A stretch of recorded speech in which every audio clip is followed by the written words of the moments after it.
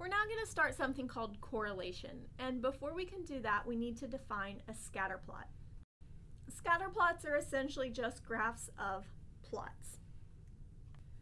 Our data pairs are going to be plotted as points on a graph, so instead of a single set of data now, we do need data to come in pairs.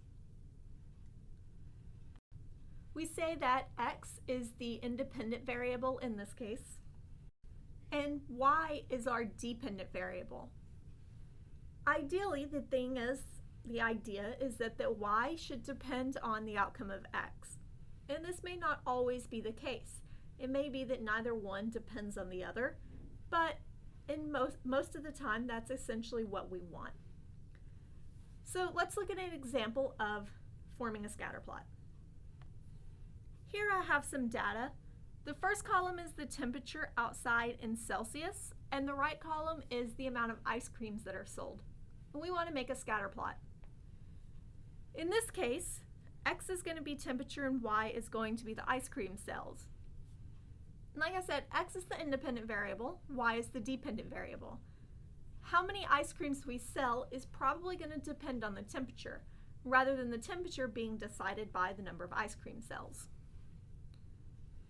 So now we'll need to start our graph. A lot of times you'll see these double slashes. This indicates that we're not going to start our graphs at 0. My lowest point is 12 and my highest point is 25. So we have 10, 15, 20, and 25. On the y-axis, we have to move between 185 and 614. So I'm going to move in increments of 100. 400, 500, and 600. And now we just plot points. We have 14 and 215. We have 16 and 325. 12 and 185. 15 and 332. 19 and 406. 22 and 522. 19 and 412. And then finally 25 and 614. So this is our scatter plot.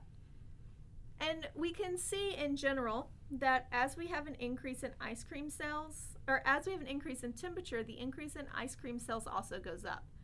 And this is known as a positive correlation. So now we're going to more formally define these types of correlation.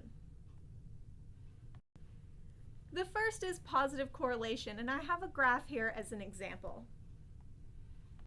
The idea is that as our x variable increases, so does our y variable. As one variable goes up, so does the other. And this is going to move up and to the left.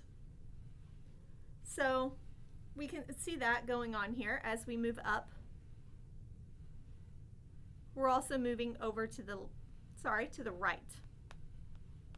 Moves up and to the right. As we move right, we're also moving up. The next kind of correlation that we'll deal with is negative correlation, which you can see pictured here. The idea here is that as our x variable increases, our y variable decreases.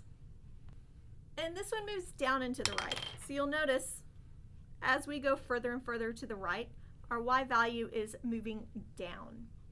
So these are the two types of correlation that we will deal with.